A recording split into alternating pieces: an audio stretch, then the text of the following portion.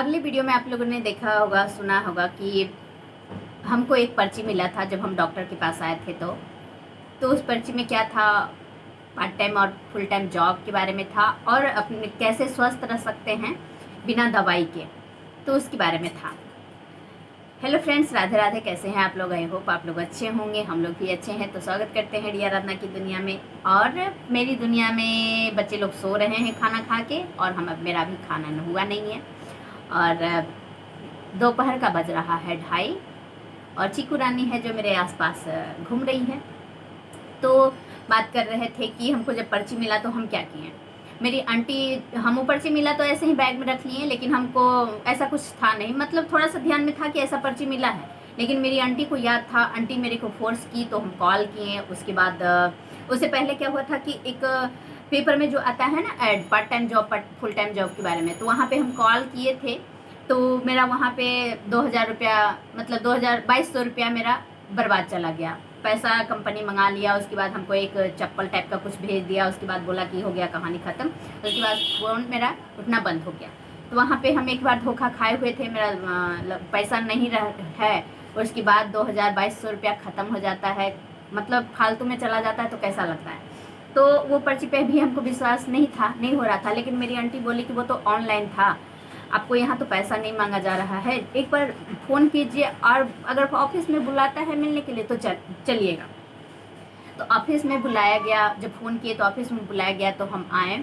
Meeting हुआ, जहाँ meeting बहुत सारे लोग होते हैं, तो 500-600 लोग का मीटिंग हो रहा था। वहाँ पे मोटिवेशन, बहुत सारा मोटिवेशन मिल रहा था।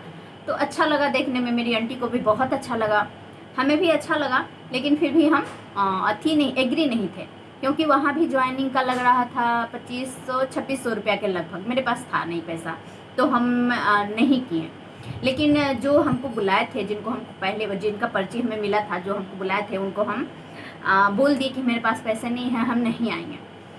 तो उन्होंने बोला कि मेरे ऑफिस आइए, यहाँ तो मीटिंग बहुत सारे लोगों का होता है, जो मेरे ऑफिस आइए, वहाँ पे हम समझाएंगे आपको क्या है क्या नहीं है। तो हम आने के लिए एग्री नहीं थे, लेकिन मेरी आंटी ही फोर्स की कि जाइए एक बार मिलने में क्या हर्ज है। तो यहाँ आए, मिले, तो माहौल देख के, यही ऑफिस था जिसमें हम रह रहे, अभी यही ऑफिस था पहले। तो माहौल देख के बहुत अच्छा लगा, मतलब बहुत सारे लोग थे और एक दूसरे से बातें कर रहे थे, मतलब बहुत अच्छा। और एक दूसरे को प्यार से बातें कर रहे थे। ड्रिंक, जो फूड सप्लीमेंट था, वो सर्व कर रहे थे। तो वो सर से मिले तो बहुत अच्छा समझाएं कि ठीक है, आपके पास पैसे नहीं हैं, आप आइए, देखिए, सीखिए आप घर से। क्योंकि मेरे बारे में मेरी आंटी यहाँ पे सारा सर को बता दी कि क्या क्या प्रॉब्लम है। तो सर बोले कि ठीक है, आपके पास पैसे नहीं है, लेकिन घर में रह के आप और ज़्यादा परेशान होंगे। आपका याददाश्त तो ऐसे भी नहीं है, क्योंकि हमको याद ही नहीं रहता था। याददाश्त मेरा इतना कमज़ोर हो गया था। सबसे ज़्यादा टेंशन वाला बात हमको यही लगता था कि मेरा याददाश्त का क्या होगा, क्योंकि भूलने की हमको, मतलब इतना हम ऐसा हो गया था ना कि हमको रास्ता भूल जाते थे, अपना नाम तक, आप बिलीव नहीं करोगे, अपना नाम तक हम भूल चुके थे। तो ये हुआ। उसके बाद बहुत समझाएं, यहाँ पे जो लोग थे सभी मिलके समझाएं कि आप घर में रहते रहते और घुट घुट के मर जाएंगे। फिर मेरा पूछा गया कि आपका मकसद क्या है जीने का। तो मेरा मकसद था, है जो हम बताएं। तो बोला गया कि आप उस मकसद के लिए, जिस मकसद के लिए आप जीना चाहती हैं, उस मकसद के लिए आइए। तो हम आने लगे। उसके बाद जब यहाँ आए तो ज्वाइन किए, मतलब रेगुलर फिर हो गए, अच्छा लगने लगा। यहाँ पे ऐसा नहीं था कि सैलरी बेस्ड था, आप प्रोडक्ट बेचना था, प्रोडक्ट आप सेल कर दिए, उस पर आपको परसेंटेज मिलता था, ऐसा था। तो ऐसा चलता गया। और उसके बाद ज्वाइनिंग पे भी था। तो मेरे अंडर उस समय, मतलब बहुत सारे लोगों को हम ज्वाइन कराएं, तो उससे मेरा कुछ कुछ थोड़ा बहुत इनकम होने लगा था। ऐसे प्रोडक्ट हम बेचे नहीं थे, क्योंकि सेल नहीं किए थे, क्योंकि हम फील्ड में काम नहीं करते थे, मेरे से होता ही नहीं था। तो फील्ड वर्क भी था, लेकिन मेरे से काम नहीं होता था, तो हम फील्ड वर्क नहीं किए थे, तो नहीं अथी हुआ। लेकिन जब ट्रेन में आते जाते थे, तो उसमें बहुत सारे लोग मिलते थे, तब बताते थे, तो वो मेरे अंडर ज्वाइन किए, वो लोग प्रोडक्ट यूज किए, तो मेरे को बेनिफिट होता था। लेकिन उतना बेनिफिट नहीं होता था कि जितना हम अपना इलाज करवा सकें, अपना सेहत को ठीक कर सकें। लेकिन हाँ, जितना भी प्रॉफिट हो रहा था, तब अपने शरीर में लगा रहे थे, तो मेरा शरीर इतना हो गया था कि मतलब ताकत लगता था कि हमारे शरीर में जान है। मतलब मेरा जो सेहत था कुछ कुछ ठीक होने लगा था, अच्छा होने लगा था। तो इसी दौरान उसमें सिर्फ मतलब फूड सप्लीमेंट था, तो बीमारी ठीक तो नहीं हो रहा था, लेकिन शरीर कुछ मतलब शरीर में ताकत वगत आने लगा था और अच्छा लगता था, माहौल अच्छा लगता था। उसी दौरान फिर मेरा जो बीमारी था वो बढ़ता ही रहा, मतलब शरीर मेरा ठीक हुआ, लेकिन बीमारी जो था, गिल्टी का प्रॉब्लम बहुत ज़्यादा बढ़ गया, क्योंकि इलाज नहीं हो पा रहा था। और ट्रेन का सफ़र में क्या हो रहा था कि मेरे साथ कि जब जो मतलब बिहार के होंगे और पटना और मोकामा का रूट में जो सफ़र करते हैं ट्रेन में डेली पर डे, उनको पता होगा कि कितना भीड़ रहता है ट्रेन में। और हमको बहुत पहले ही डॉक्टर, जब दीपक थे ही, तभी डॉक्टर बोला था कि जब इलाज होम्योपैथिक में करवा रहे थे, तो तभी डॉक्टर बोला था कि फोम का ब्रा पहनने के लिए। लेकिन दीपक के जाने के बाद ऐसा कुछ था नहीं, ब्रा पहनते ही नहीं थे, क्योंकि शरीर में तो कुछ जान ही नहीं था, शरीर में कुछ जान नहीं था, तो ब्रा पहनते ही नहीं थे। फिर जब शरीर में, जब कंपनी में काम करने लगे, प्रोडक्ट यूज करने लगे, तो शरीर में जान आने लगा धीरे धीरे, तो ऐसे ही नॉर्मल ब्रा यूज करने लगे। लेकिन फिर क्या हुआ कि ट्रेन में जब आते थे, और डॉक्टर ये जवाब ये बोला जरूर था कि दबना नहीं चाहिए, अगर दबेगा, किसी तरीके से चोट लगेगा, तो वो बहुत ज़्यादा मतलब विकराल, मतलब कैंसर हो ही जाएगा।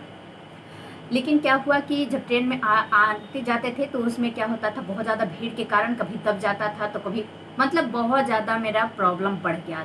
सबसे ज़्यादा गिल्टी का, यादाश्त से भी ज़्यादा हो गया प्रॉब्लम वो। मतलब यादाश्त तो चलो जो भी था वो मेंटेन हो जा रहा था, लेकिन इसको मेंटेन झेल नहीं पा रहे थे बहुत ज़्यादा। तो उसमें एक उसी समय एक फिर दूसरी कंपनी का आया, दूसरी कंपनी का आया कि मतलब देखें, बहुत सारे सर्च किए कि कौन सा कंपनी में है, जो इस कंपनी में तो सिर्फ सेहत मेरा ठीक हो रहा है, लेकिन बीमारी नहीं ठीक हो रहा है। तो दूसरी कंपनी हम सर्च किए, तो पता चला कि एक प्रोडक्ट बेसिक कंपनी है, फूड सप्लीमेंट ही, लेकिन उसमें बीमारी ठीक करने का दावा करता है, तो वो था यूनिसिटी। उसमें हम ज्वाइन किए, उसका प्रोडक्ट यूज कर रहे थे, कर्जा लेके हम यूज किए, मतलब 3 से 4 महीने, तो हमें फ़ायदा किया। हम अपने घर में बोले, लेकिन घर वाले के पास पैसा नहीं था, तो कहाँ से देते। लेकिन मेरा उसमें लग जा रहा था 15 से 18,000 रुपया हर महीने का खर्चा हो जा रहा था दवाई में। लेकिन 15 से 18,000 रुपया दवाई में खर्चा हो जा रहा था, और दीपक के गए हुए लगभग 1.5 साल हुआ था, 1.5 साल भी नहीं हुआ था सही से। तो उस कंपनी में ज्वाइन तो कर लिए, और उसमें काम भी करना होता था, काम करते थे, लेकिन इनकम मतलब हो नहीं रहा था, मेरा सिर्फ दवाई चल रहा था। लेकिन कर्जा हो गया मेरे पास 2 से 3 लाख रुपया, मतलब दवाई का।